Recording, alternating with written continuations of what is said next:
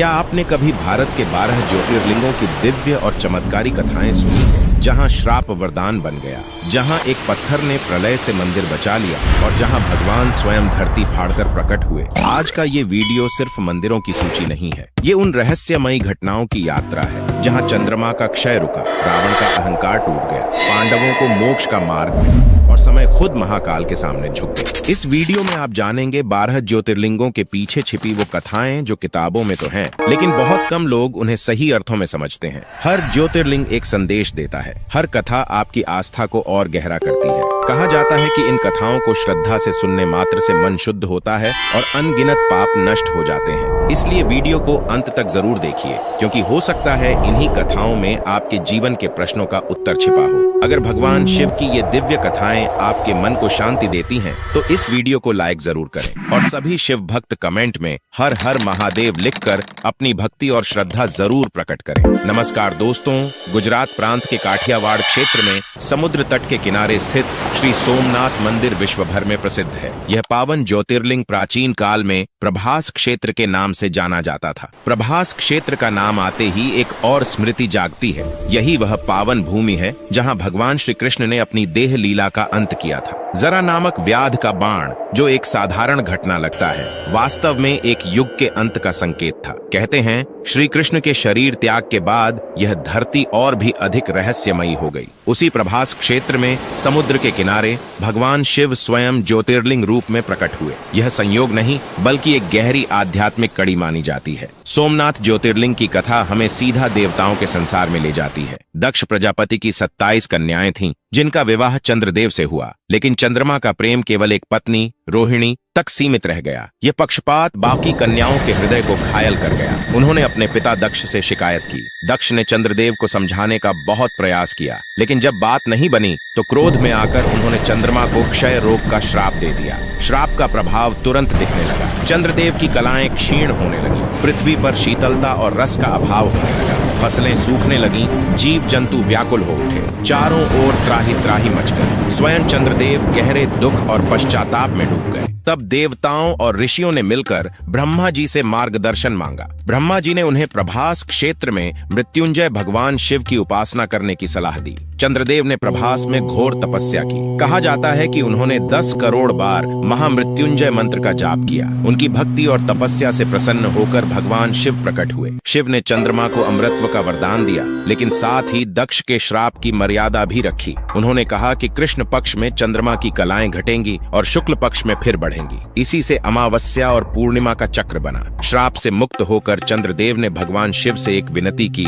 हे महादेव, आप यही निवास करें ताकि यह भूमि सदा पवित्र बनी रहे। शिव ने यह प्रार्थना स्वीकार की और ज्योतिर्लिंग रूप में वहीं विराजमान हो गए। चंद्रमा का एक नाम सोम है और शिव उनके नाथ। इसी कारण यह दिव्य ज्योतिर्लिंग कहलाया सोमनाथ। यहाँ से शिव की वह पहली पुकार गूंजी जो आज भी समुद्र की लहरों के साथ भक्तों के हृदय तक पहुँचती है। दोस्तों, कुछ स्थान ऐसे होते हैं जहां पहुंचते ही शब्द अपने आप शांत हो जाते हैं। आंध्र प्रदेश का श्रीशैल पर्वत भी ऐसा ही स्थान है। घने जंगल, ऊंची पहाड़ियां और नीचे बहती कृष्णा नदी। यहाँ की हवा में एक गहरी चुप्पी है, लेकिन यह चुप्पी खाली नहीं है। यह चुप्पी एक विरह, एक प्रतीक्षा और एक अधूरी भावना की कहानी अपने भीतर समेटे हुए है। इसी श्रीशैल पर्वत पर स्थित है मल्लिकार्जुन ज्योतिर्लिंग, जिसे दक्षिण का कैलाश भी कहा जाता है। इस ज्योतिर्लिंग की कथा हमें सीधे भगवान शिव के परिवार तक ले जाती है। एक समय की बात है, भगवान शिव और माता पार्वती के दोनों पुत्र श्री गणेश और श्री कार्तिकेय अपने विवाह को लेकर आपस में विवाद करने लगे। दोनों ही चाहते थे कि पहले उनका विवाह हो।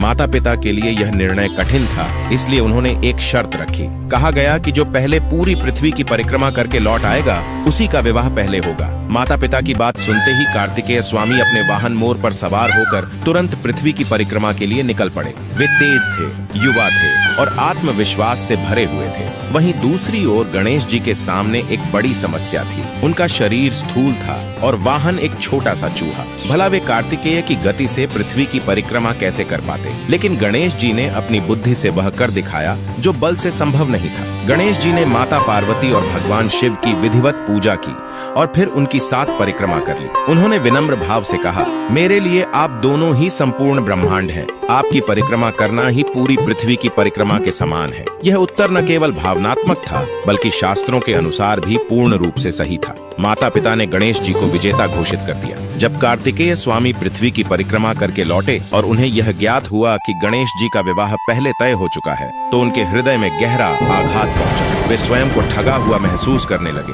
क्रोध और पीड़ा से भरकर वे वहां से चले गए और क्रौंच पर्वत पर जाकर रहने लगे। माता पार्वती अपने पुत्र को मनाने उनके पीछे पीछे गईं, लेकिन कार्तिकेय उन्हें देखकर वहां से भी चले गए। जिस स्थान पर भगवान शिव और माता पार्वती अपने पुत्र की प्रतीक्षा करते हुए ठहरे, वही स्थान आगे चलकर श्रीशैल कहलाया। पुत्र वियोग से व्यथित माता पिता की पीड़ा इतनी गहरी थी कि भगवान शिव ने उसी स्थान पर ज्योतिर्लिंग रूप धारण कर लिया। माता पार्वती मल्लिका और भगवान शिव अर्जुन कहलाए। इन दोनों नामों के संयोग से यह दिव्य ज्योतिर्लिंग प्रसिद्ध हुआ, मल्लिकार्जुन। कहा जाता है कि श्रीशैल की यह चुप्पी आज भी उस प्रतीक्षा की साक्षी है। जो भक्त सच्चे मन से मल्लिकार्जुन ज्योतिर्लिंग के दर्शन करता है, उसकी सात्विक मनोकामनाएं पूर्ण होती हैं। यहाँ आकर ऐसा लगता है जैसे शिव स्वयं हमें यह सिखा रहे हों कि शक्ति से नहीं, बुद्धि और धैर्य से ही जीवन के सबसे बड़े निर्णय जीते जाते हैं। दोस्तों, भारत की कुछ नगरी ऐसी हैं जहां समय भी थमकर चलता है। मध्य प्रदेश की उज्जैन नगरी उन्हीं में से एक है। क्षिप्रा नदी के पावन तट पर बसी यह नगरी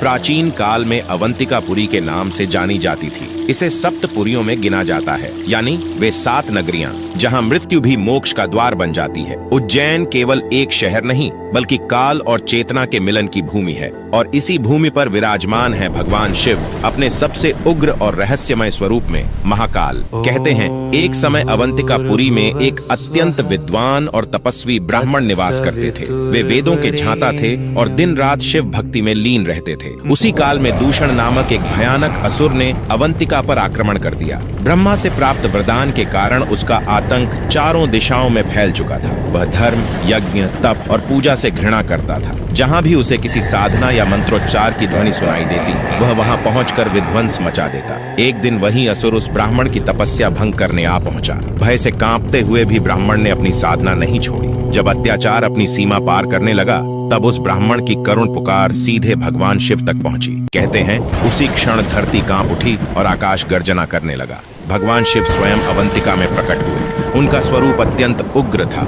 उन्होंने केवल एक हुंकार भरी और उस हुंकार से ही दूषण असुर वहीं भस्म हो गया। शिव की उस हुंकार में केवल क्रोध नहीं था, बल्कि धर्म की रक्षा का संकल्प था। असुर का अंत होते ही अवंतिकापुरी में फिर से शांति लौट आई। ब्राह्मणों और नगरवासियों ने राहत की सांस ली। सभी ने एक स्वर में भगवान शिव से प्रार्थना की, हे महादेव, आपने हमारी रक्षा की है, कृपा करके यही निवास करें ताकि यह भूमि सदा सुरक्षित और पवित्र बनी रहे। भगवान शिव अपने भक्तों की विनती कैसे ठुकरा सकते थे। उन्होंने उसी स्थान पर ज्योतिर्लिंग रूप में विराजमान होना स्वीकार किया, क्योंकि शिव यहाँ हुंकार के साथ प्रकट हुए थे और उन्होंने काल यानी समय पर भी विजय पाई थी, इसलिए वे महाकाल कहलाए। कहा जाता है कि यहाँ भगवान शिव स्वयं काल के अधिपति हैं। समय भी उनके आदेश से चलता है। महाकालेश्वर ज्योतिर्लिंग की सबसे बड़ी विशेषता यह है कि यह एकमात्र दक्षिणमुखी ज्योतिर्लिंग है। यहाँ की भस्म आरती विश्व प्रसिद्ध है, जहाँ तड़के भोर में शिव को भस्म अर्पित की जाती है। यह भस्म हमें याद दिलाती है कि शरीर नश्वर है, लेकिन चेतना अमर है। उज्जैन में खड़े होकर ऐसा महसूस होता है मानो स्वयं काल भी महाकाल के चरणों में नतमस्तक हो और शिव की वह हुंकार आज भी समय के सीने में गूंज रही हो, हर हर महादेव। दोस्तों,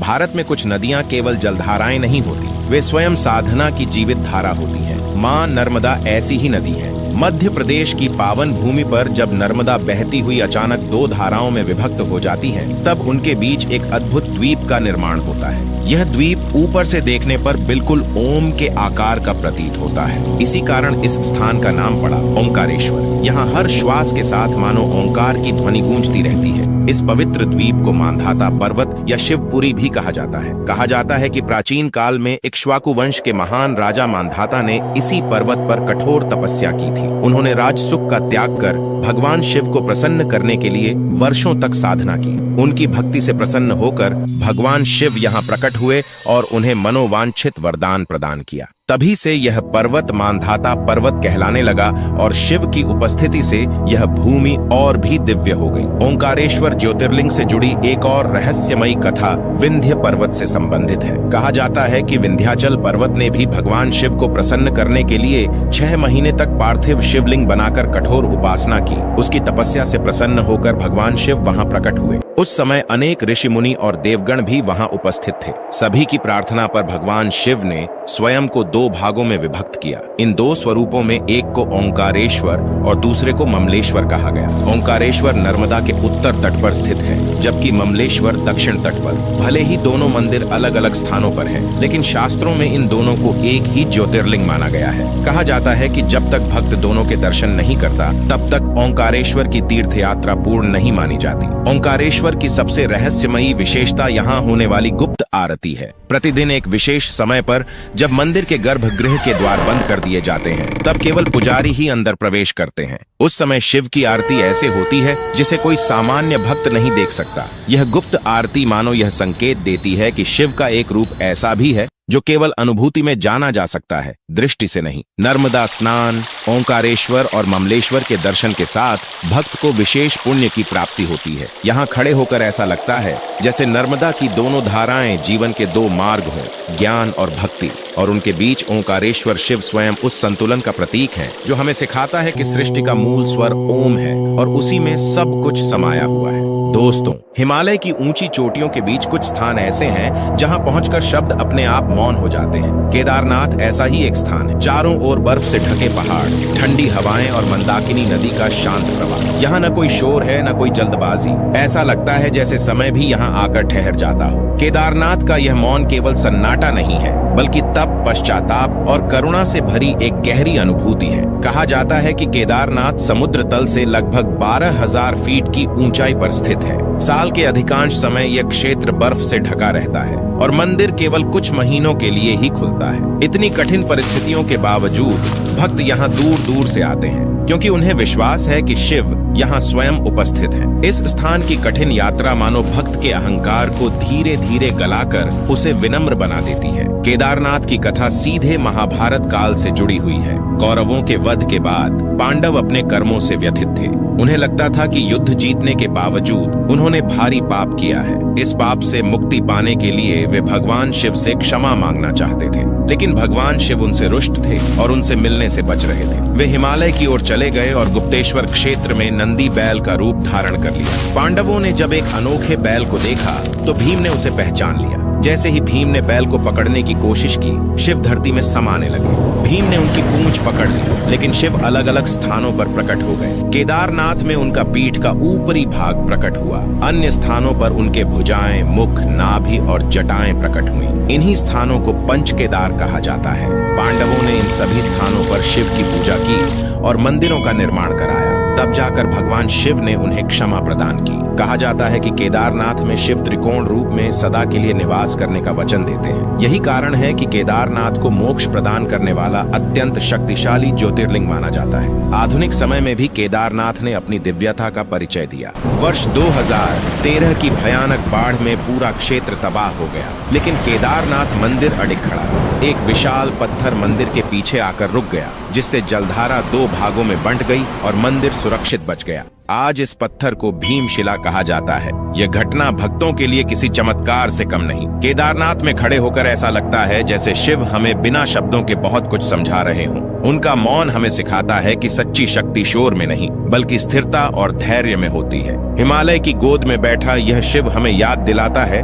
कि जब मन पूरी तरह शांत हो जाए, तभी ईश्वर का वास्तविक स्वरूप दिखाई देता है। दोस्तों, पश्चिमी भारत की सह्याद्री पर्वत श्रृंखला अपने घने जंगलों, गहरी घाटियों और रहस्यमयी वातावरण के लिए जानी जाती है। इन्हीं पहाड़ियों के बीच, जहां बादल पेड़ों से लिपटकर चलते हैं और हवा में नमी के साथ एक अजीब सी गंभीरता घुली रहती है, वहीं स्थित है भीमाशंकर ज्योतिर्लिंग। ये स्थान जितना सुंदर है, उतना ही भय और भक्ति से भरा हुआ भी है। यहाँ पहुँचते ही ऐसा लगता है मानो प्रकृति स्वयं शिव की आराधना में लीन हो। भीमाशंकर की कथा हमें एक ऐसे राक्षस की कहानी सुनाती है जिसकी शक्ति तपस्या से आई थी, लेकिन जिसका अंत अहंकार में हुआ। प्राचीन काल में भीम नाम का एक अत्यंत बलशाली राक्षस था। वह लंकापति रावण के भाई कुंभकर्ण का पुत्र था। अपने पिता की मृत्यु की कथा सुनकर उसके हृदय में प्रतिशोध की आग जल उठी। उसने भगवान विष्णु के अवतार श्री राम से बदला लेने का संकल्प लिया और इसी उद्देश्य से उसने 1000 वर्षों तक कठोर तपस्या की। भीम की तपस्या से प्रसन्न होकर ब्रह्मा जी ने उसे लोक विजय का वरदान दे दिया।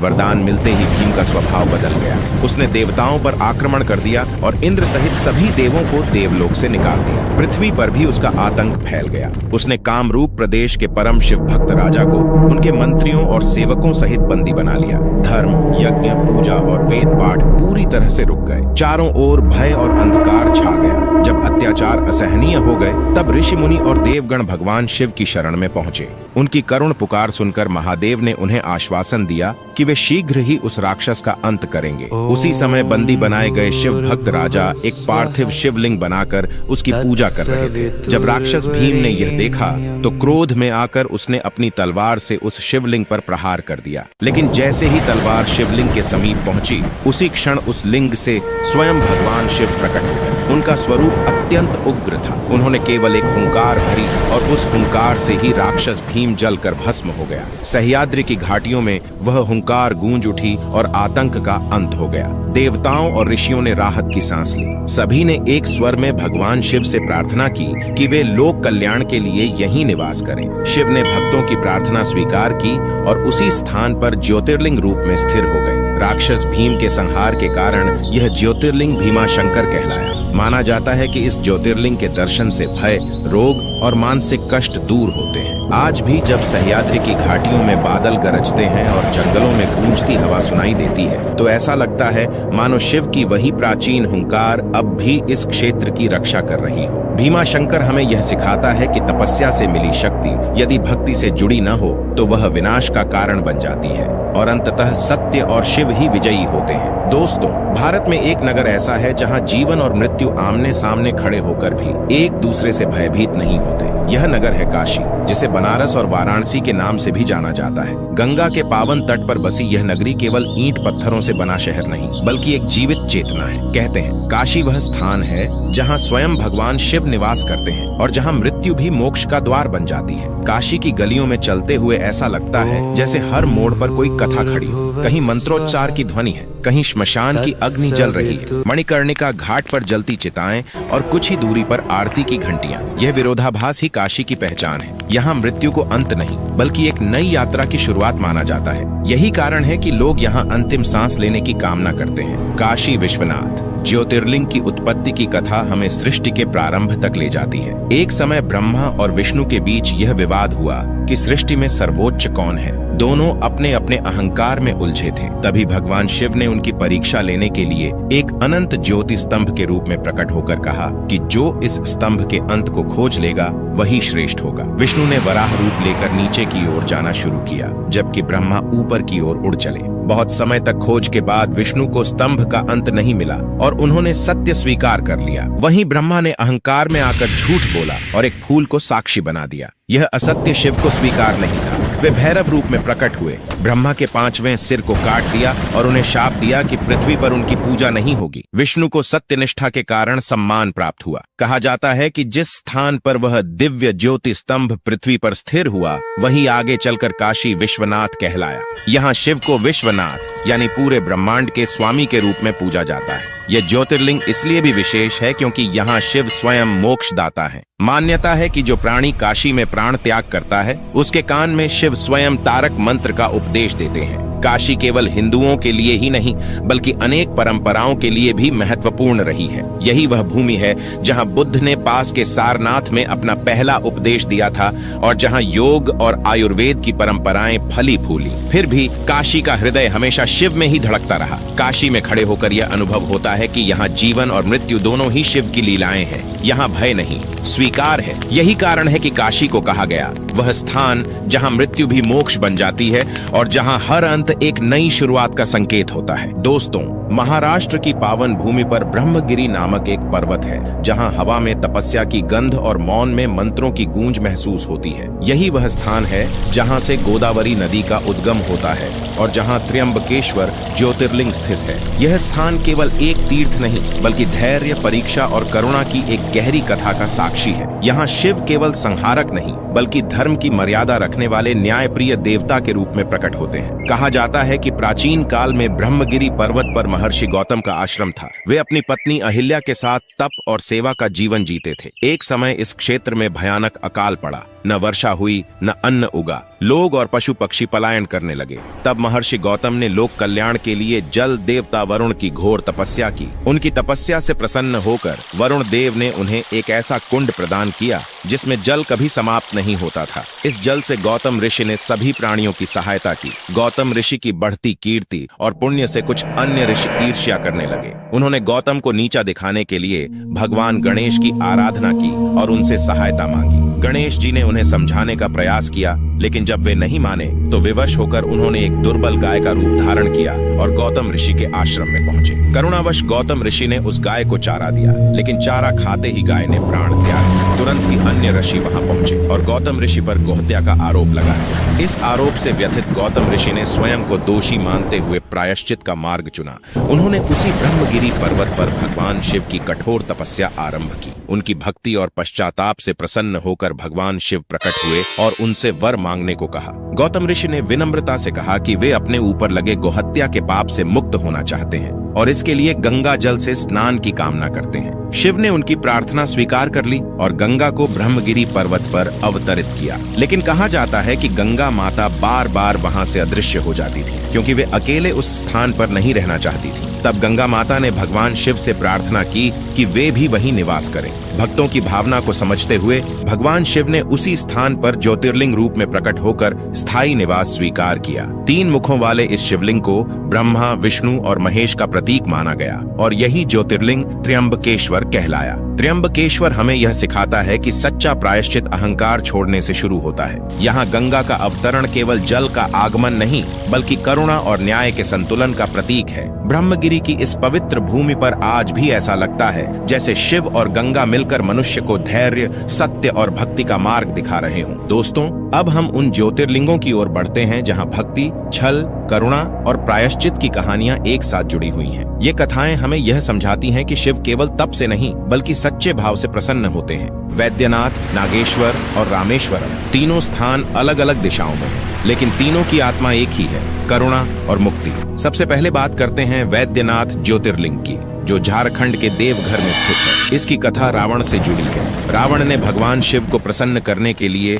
हिमालय क्षेत्र में भयंकर तपस्या की। उसने अपने 9 सिर एक एक करके शिव को अर्पित कर दिए। जब वह 10वां सिर चढ़ाने ही वाला था, तभी शिव प्रकट हुए। प्रसन्न होकर उन्होंने वरदान मांगने को कहा। रावण ने शिवलिंग को लंका ले जाने की इच्छा प्रकट की। शिव मान गए, लेकिन शर्त रखी कि यदि रास्ते में लिंग को कहीं भी रखा गया तो वह वहीं स्थायी हो जाएगा। देवताओं को यह चिंता सताने लगी कि शिव कैलाश छोड़कर लंका न चले जाएं। तब विष्णु ने एक लीला रची। रावण को मूत्र त्याग की तीव्र इच्छा हुई और उसने एक ग्वाले को लिंग थमा दिया। देर होने पर ग्वाले ने लिंग को धरती पर रख दिया। रावण लाख कोशिश के बाद भी उसे उठा नहीं सका। क्रोध में उसने लिंग पर अंगूठा दबा दिया, जिससे वह थोड़ा दब गया। तभी से शिव यहाँ वैद्यनाथ यानी रोगों के वैद्य के रूप में पूजे जाते हैं, जो भक्तों के कष्ट हरते हैं। अब चलते हैं नागेश्वर ज्योतिर्लिंग की ओर। इसकी कथा सुप्रियो नामक एक परम शिव भक्त से जुड़ी है। दारुका नामक राक्षस ने सुप्रियो और कई अन्य लोगों को समुद्र के नीचे स्थित अपने नगर में बंदी बना लिया था। कैद में रहते हुए भी सुप्रियो ने शिव मंत्र का जाप नहीं छोड़ा। उसकी प्रेरणा से सभी बंदियों ने एक साथ ओम नमः शिवाय का जाप शुरू कर दिया। इस सामूहिक भक्ति से शिव प्रकट हुए और दारुका सहित सभी राक्षसों का संहार कर दिया। सुप्रियो की प्रार्थना पर शिव वहीं ज्योतिर्लिंग रूप में ठहर गए और यह स्थान नागेश्वर कहलाया। यह कथा हमें सिखाती है कि सच्ची भक्ति सबसे अंधे स्थान को भी प्रकाश से भर सकती है। अंत में आते हैं रामेश्वरम, जहां भक्ति का स्वरूप स्वयं मर्यादा पुरुषोत्तम राम ने स्थापित किया। रावण वध के बाद राम को ब्रह्म हत्या का पाप लगा, क्योंकि रावण ब्राह्मण था। इस पाप से मुक्ति के लिए राम ने शिव की पूजा करने का निश्चय किया। उन्होंने हनुमान को कैलाश से शिवलिंग लाने भेजा, लेकिन समय अधिक लगने पर माता सीता ने समुद्र तट की रेत से एक शिवलिंग बना दिया। उसी लिंग की पूजा राम ने की। यही शिवलिंग आज रामेश्वरम ज्योतिर्लिंग के रूप में प्रतिष्ठित है। रामेश्वरम के विशाल गलियारे, 24 तीर्थ कुंड और समुद्र की लहरें मिलकर यह संदेश देती हैं कि चाहे भगवान ही क्यों न हो, धर्म और प्रायश्चित के नियम सभी पर समान रूप से लागू होते हैं। वैद्यनाथ, नागेश्वर और रामेश्वरम तीनों मिलकर यह सिखाते हैं कि शिव वहां प्रकट होते हैं जहां भक्ति सच्ची और हृदय निर्मल होता है। दोस्तों, अब हमारी यह दिव्य यात्रा अपने अंतिम पड़ाव पर पहुंचती है। महाराष्ट्र के औरंगाबाद जिले में एलोरा की गुफाओं के समीप एक शांत सा गांव है वेरू। यहीं स्थित है घृष्णेश्वर ज्योतिर्लिंग, जो 12 ज्योतिर्लिंगों में अंतिम माना जाता है। यह स्थान भव्यता से अधिक करुणा के लिए जाना जाता है। यहाँ शिव किसी संहारक या न्यायाधीश के रूप में नहीं, बल्कि एक दयालु पिता के रूप में प्रकट होते हैं। घृष्णेश्वर की कथा हमें यह सिखाती है कि भक्ति का सबसे ऊंचा रूप क्षमा और करुणा है। इस ज्योतिर्लिंग की कथा एक साधारण लेकिन अत्यंत भावुक गृहस्थ जीवन से जुड़ी है। शिवालय गांव में सुधर्मा नामक एक ब्राह्मण अपनी पत्नी सुदेहा के साथ रहते थे। दोनों निसंतान थे। संतान की इच्छा में सुदेहा ने अपने पति का विवाह अपनी ही छोटी बहन घुस्मा से करा दिया। घुस्मा अत्यंत सरल, शांत और शिव भक्त महिला थी। वे प्रतिदिन नियम पूर्वक 1001 पार्थिव शिवलिंग बनाती, उनकी पूजा करती और पास के कुंड में उनका विसर्जन कर देती। घुस्मा की निष्काम भक्ति से भगवान शिव प्रसन्न हुए और उन्हें एक पुत्र की प्राप्ति हुई। समय बीतने के साथ परिवार में आनंद लौट आया, लेकिन यह आनंद अधिक समय तक टिक नहीं सका। सुदेहा के मन में ईर्ष्या ने जन्म ले लिया। उसे लगने लगा कि अब परिवार में उसका स्थान कम हो गया है। यही ईर्ष्या धीरे धीरे घृणा में बदल गई। एक दिन अंधे क्रोध में सुदेहा ने घुस्मा के पुत्र की हत्या कर दी और उसके शव को उसी कुंड में फेंक दिया जहां घुस्मा प्रतिदिन शिवलिंग का विसर्जन किया करती थी। जब घुस्मा को इस भयानक सत्य का पता चला तो उसका हृदय टूट गया। लेकिन आश्चर्य की बात यह थी कि उसने न तो विलाप किया न क्रोध किया। वह शांत मन से अपने दैनिक शिव पूजन में लगी रही। उसका विश्वास अडिग था, शिव जो करेंगे वही उचित होगा। जब वह उस दिन भी शिवलिंग का विसर्जन करने कुंड पर पहुंची तो एक चमत्कार हुआ। उसके पुत्र ने जीवित अवस्था में कुंड से बाहर आकर उसे प्रणाम किया। उसी क्षण भगवान शिव स्वयं प्रकट हुए। उन्होंने सुदेहा के अपराध का दंड देने का निश्चय किया, लेकिन घुस्मा ने शिव के चरणों में गिरकर अपनी बहन को क्षमा करने की प्रार्थना की। यह करुणा शिव को अत्यंत प्रिय थी। शिव ने सुदेहा को क्षमा किया और घुस्मा से वर मांगने को कहा। घुस्मा ने विनम्रता से केवल यही वर मांगा कि भगवान शिव यही निवास करें ताकि यह भूमि सदा पवित्र बनी रहे। घुस्मा की इस निष्कलुष भक्ति और क्षमा से प्रसन्न होकर भगवान शिव उसी स्थान पर ज्योतिर्लिंग रूप में प्रकट हुए। घुस्मा के नाम से प्रेरित होकर इस ज्योतिर्लिंग का नाम पड़ा घृष्णेश्वर, यानी करुणा के स्वामी। यह कथा हमें सिखाती है कि ईश्वर को सबसे अधिक प्रिय है निर्मल हृदय और क्षमाशील मन। घृष्णेश्वर केवल एक मंदिर नहीं, बल्कि एक संदेश है कि जब मनुष्य प्रतिशोध छोड़कर करुणा को चुनता है, तब स्वयं ईश्वर उसके समीप आ जाते हैं। यही 12 ज्योतिर्लिंगों की यात्रा का अंतिम और सबसे गहरा सत्य है। अगर इन 12 ज्योतिर्लिंगों की कथाओं ने आपके मन में श्रद्धा और जिज्ञासा जगा दी हो, तो इस वीडियो को जरूर शेयर करें ताकि शिव की ये दिव्य कहानियां और लोगों तक पहुंच सकें। ऐसी ही रहस्यमयी, ऐतिहासिक और भावनात्मक कथाओं के लिए चैनल को सब्सक्राइब करें और हर वीडियो के साथ इस आध्यात्मिक यात्रा में हमारे साथ बने रहें। हर हर महादेव।